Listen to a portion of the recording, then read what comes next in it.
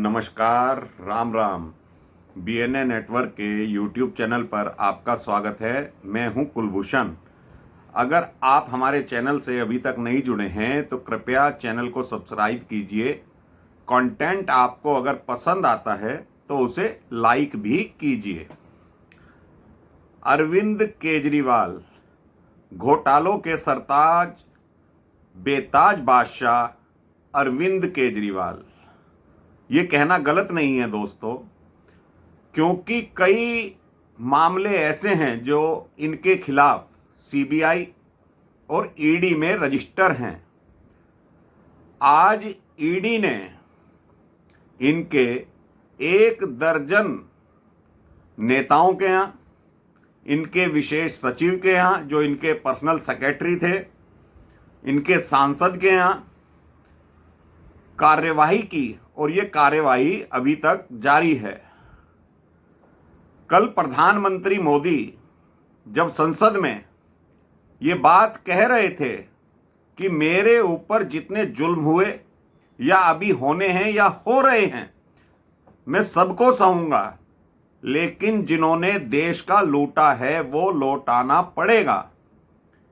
इसीलिए 14 विपक्षी पार्टी पिछले वर्ष सुप्रीम कोर्ट गई थी ईडी की कार्यवाही रुकवाने के लिए।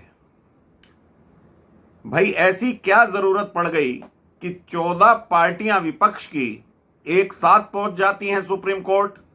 यानी कि दाल में कुछ काला है। और काला ही नहीं दोस्तों, दाल आधे से ज्यादा काली है विपक्षी पार्टियों की। जो व्यक्ति अन्ना आंदोलन से निकलकर भ्रष्टाचार के खिलाफ लड़ाई लड़के दिल्ली की सत्ता पर काबिज होता है, अभी दिल्ली शराब घोटाले में ईडी की कार्यवाही चली रही थी, 1 दर्जन से ज्यादा लोग उसमें गिरफ्तार हैं, जेल में हैं, तो दिल्ली जल बोर्ड का घोटाला निकल कर आता है। ये कार्यवाही जो आज हो रही है ये दिल्ली जल बोर्ड में हुए घोटाले की है। इसकी रकम का खुलासा अभी नहीं हुआ है, लेकिन करोड़ों में ये घोटाला होना स्वाभाविक है, क्योंकि इसमें भी जो 38 करोड़ रुपए का एक ही टेंडर एक फर्म को दिया जाता है जल बोर्ड के इंजीनियर के द्वारा, और किसको दिया जाता है?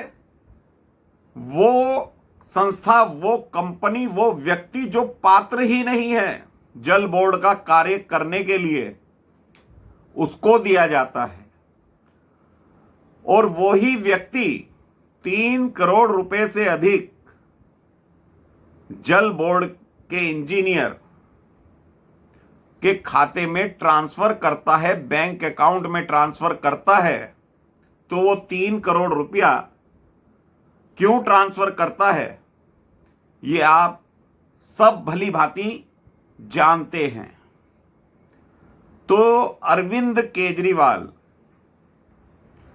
इसका कोई विभाग ऐसा अभी तक बचा नहीं है जिसमें घोटाला ना हो, लेकिन इन लोगों को किसी भी प्रकार की शर्म नहीं आती, सिर्फ प्रेस कॉन्फ्रेंस करने आ जाते हैं, खुद मक्कारी करते हैं, खुद जालसाजी करते हैं, खुद ही ये पटकथा लिखते हैं कि किस तरह से आरोप लगाना है। आज आतिशी मारलेना दिल्ली की मंत्री सुबह 10 बजे प्रेस कॉन्फ्रेंस करती हैं ईडी के खिलाफ। पहले तो इनके जो प्रवक्ता हुआ करते थे वो मोदी के खिलाफ आरोप लगाया करते थे, केंद्र सरकार के खिलाफ आरोप लगाया करते थे, और संजय सिंह भी ईडी के खिलाफ बहुत आरोप लगाया करते थे, लेकिन अब जमानत के लिए तरस रहे हैं। तो ऐसे ही आतिशी मारलेना ईडी के ऊपर आरोप लगाती हैं दिल्ली शराब घोटाले में जो भी व्यक्ति जेल में हैं या जो गवाह हैं, ईडी ने जिनको गवाह बनाया हुआ है या जिनकी गवाही के दस्तावेज ईडी के पास हैं, कहती है कि उनकी ऑडियो क्लिप ईडी ने डिलीट कर दी। ये मूर्ख भी हैं, धूर्त होने के साथ साथ ये मूर्ख भी हैं। आप ये बताइए दोस्तों, कोई गवाही अगर ऑडियो क्लिप में है तो वो ईडी डिलीट क्यों करेगी? कोई सबूत अगर ईडी के हाथ लगा है, ऑडियो क्लिप है, तो वो डिलीट क्यों करेगी? अरे मूर्खों और मूर्खों के बेताज बादशाह, जो तुम पटकथाएं लिखते हो ना, ईडी पहले ही वो सारे दस्तावेज राउज एवेन्यू कोर्ट में प्रस्तुत कर चुकी है और ईडी की जो भी कार्रवाई होती है वो सीसीटीवी कैमरों में होती है, जिनकी भी गवाहियां ली जाती हैं, जिनके बयान दर्ज होते हैं। लेकिन ये नई नई पटकथा लिखते हैं, क्योंकि दिल्ली की क्राइम ब्रांच भी इनके पीछे हाथ धोकर पड़ गई है। 7 विधायकों के नाम इन्होंने अब तक नहीं बताए। गोवा की बात करते हैं, उत्तराखंड की बात करते हैं, अरुणाचल की बात करते हैं, कर्नाटक की बात करते हैं, महाराष्ट्र की बात करते हैं कि भाजपा ने वहां कैसे सरकार बनाई है। तो कहते हैं ऐसे ही ये दिल्ली में सरकार बनाना चाहते हैं, 7 विधायकों को तोड़ रहे हैं। अरे भाई, जहां सरकार बन गई, लेकिन तुम अपने 7 विधायकों के नाम तो बताओ। जिस व्यक्ति ने, जिस भाजपा नेता ने आपको फोन किया है, उसका नाम तो बताओ। और जब क्राइम ब्रांच आपके दरवाजे पर आती है तो उन्हें सबूत तो दो। लेकिन ऐसा नहीं, सिर्फ पब्लिक का ध्यान भटकाने के लिए ये लोग तरह तरह की पटकथाएं लिखते हैं। सुप्रीम कोर्ट तक मनीष सिसोदिया की जमानत नहीं हो पा रही है, संजय सिंह की नहीं हो पा रही है, विजय नायर की नहीं हो पा रही है, तो क्या देश की वो संस्थाएं भी आंखें बंद कर कर बैठी हुई हैं? क्या वो ईडी के सबूतों को नहीं देख रही हैं? लेकिन ये लोग आरोप लगाते हैं कि ये जो शराब घोटाला है, ये बीजेपी ने षड्यंत्र करके रचा है। अरे तो भाई, सुप्रीम कोर्ट के जो जज साहब हैं वो भी तो तथ्य मांगते होंगे ना ईडी से, और ईडी से मांगते हैं। तुम्हारे जो लोग बंद हैं वो तथ्य क्यों नहीं पेश करते कि ये जो ईडी तथ्य पेश कर रही है ये झूठे हैं? वहां पर तो जमानत मांगी जाती है बीमारी के नाम पर, कि मेरी घरवाली बीमार है तो मुझे अंतरिम जमानत दे दी जाए। घोटाले के नाम पर तो जमानत भी नहीं मांगते वो लोग। तो ये व्यक्ति जो राजनीति में आने से पहले हर पार्टी पर आरोप लगाया करता था भ्रष्टाचार का और भाग जाया करता था, जब कोर्ट में मानहानि के केस होते थे तो ये व्यक्ति वहां नाक रगड़ता था, माफिया मांगता था। अरविंद केजरीवाल आज इसके चेले और ये खुद भ्रष्टाचार के आरोप दूसरों पर लगाता है, और जब इसके ऊपर लगते हैं तो कहता है मेरे खिलाफ षड्यंत्र हो रहा है। अरे भाई, तुम इतने कमजोर व्यक्ति नहीं हो अरविंद केजरीवाल। तुम दिल्ली के मुख्यमंत्री हो, भले ही आप अर्ध प्रदेश के मुख्यमंत्री हो, लेकिन आपने भी संविधान की शपथ ली है।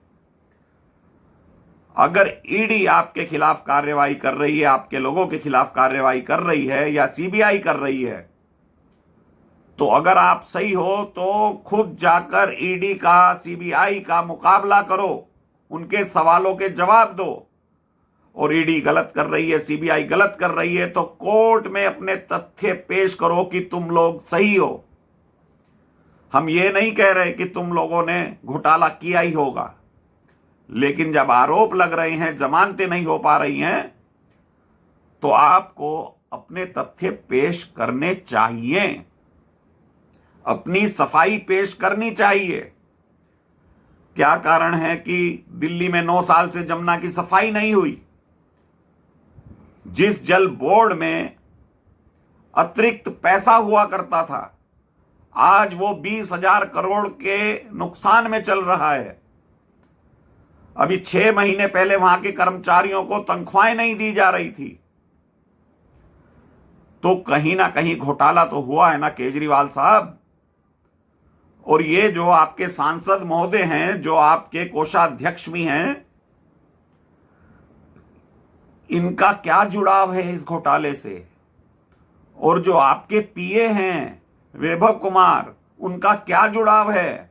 वो तो सरकारी कर्मचारी भी नहीं है इनके पीए, लेकिन उनको जल बोर्ड में जो बिल्डिंग बनी हुई है वहां पर एक बंगला अलॉट कर दिया जाता है और वहां पे जो भी कार्य होता है वही का केजरीवाल का पीए ही करता था। ये ईडी के हाथ सबूत लग चुके हैं, इसीलिए आज ये ताबड़तोड़ कार्यवाही हो रही है। ऐसे ही हेमंत सोरेन कहता है, झारखंड का मुख्यमंत्री विधानसभा में आता है कि मैं आदिवासी हूं, आदिवासियों की लड़ाई लड़ रहा हूं। तो भाई आदिवासी होने का मतलब यह नहीं है कि तुमने भ्रष्टाचार नहीं किया। जाति धर्म का खेल बहुत हो चुका, आप लोगों ने बहुत लूटा है इस देश को। जिस तरह अंग्रेज इस देश को लूटते रहे, तुमने भी यहां पर सत्ता पर काबिज होकर लोगों का खून चूसा है और भ्रष्टाचार किया है। तो ईडी का जो कदम है दोस्तों, वो सराहनीय है। दूध का दूध पानी का पानी कोर्ट में होगा। और ये जो आतिशी बड़बोली बन रही है, इसका भी हश्र संजय सिंह जैसा होना तय है। माफ कीजिएगा। तो ये धूर्तों की जमात जो बनी है आम आदमी पार्टी, इसमें सारे अच्छे लोग जा चुके हैं, निकल चुके हैं, किसी को लात मार कर निकाल दिया गया है।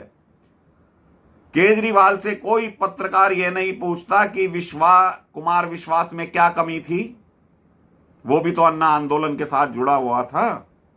इतना अरविंद केजरीवाल को उस वक्त कोई नहीं जानता था जितना कुमार विश्वास को लोग जानते थे।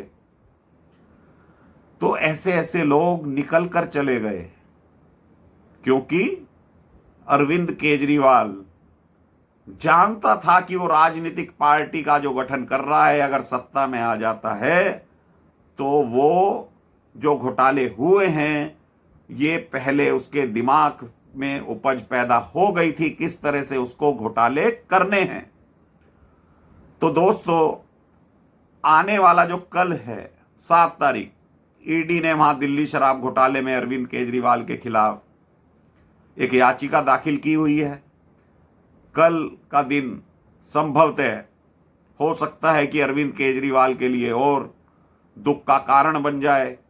कोर्ट कह दे कि अरविंद केजरीवाल को ईडी के सामने पेश होना पड़ेगा या ईडी के अधिकारी अरेस्ट कर सकते हैं, ऐसा भी आदेश हो सकता है। और ये जो 5-5 समन खारिज कर देता है, गैर कानूनी बता देता है। अरे भाई, तुम एक अधिकारी रहे हो केजरीवाल साहब, तुम ये कैसे गैर कानूनी कर सकते हो? अपनी जुबान पे ऐसे वर्ड ला सकते हो? गैर कानूनी तो कोर्ट बताएगा ना, आप कोर्ट चले जाते। लेकिन नहीं, आपको तो धूर्त वाली राजनीति करनी है, मोदी के ऊपर आरोप लगाने हैं। ऐसे ही आरोप कभी तुम सोनिया गांधी, राहुल गांधी के ऊपर लगाया करते थे, चिदम्बरम के ऊपर लगाया करते थे, कपिल सिब्बल के ऊपर लगाया करते थे। आज वो सारे तुम्हारे मित्र कैसे हो गए केजरीवाल? इसका जवाब दोगे कभी? कभी टीवी के ऊपर आकर ये कहोगे कि आपके मित्र क्यों बने हैं और ये जो इंडिया अलायंस में तुम शामिल हुए ये क्यों हुए हो? क्योंकि इन नेताओं के ऊपर तो तुम पहले से भ्रष्टाचार के आरोप लगाते रहे हो। तो कल जो प्रधानमंत्री ने बोला कि इनके भ्रष्टाचार अब नहीं चलेंगे और आज ही ताबड़तोड़ कार्रवाई ईडी की शुरू हो गई दिल्ली जल बोर्ड में जो घोटाला हुआ है। और देखना यह है कि यह कार्रवाई देर रात तक चलती है, कल तक चलती है, कब तक इसमें कोई गिरफ्तारी होती है। लेकिन बिना अरविंद केजरीवाल के इशारे के बिना कोई घोटाला दिल्ली सरकार में होना असंभव है। ये चाहे अपनी पटकथाएं किसी भी तरीके की लिखते रहें दोस्तों, और ये समझना अब दिल्ली की जनता को है, देश की जनता को है कि उनको मूर्ख बनाया जा रहा है। आपको फ्री बिजली, फ्री पानी देकर मूर्ख बनाया जा रहा है। ये समझना दिल्ली वासियों का काम है। तो अभी के लिए इतना ही दोस्तों। मेरा कंटेंट आपको अच्छा लगे तो इसे लाइक कीजिएगा, चैनल को सब्सक्राइब कीजिएगा, वीडियो को शेयर कीजिएगा। नमस्कार, भारत माता की जय, राम राम।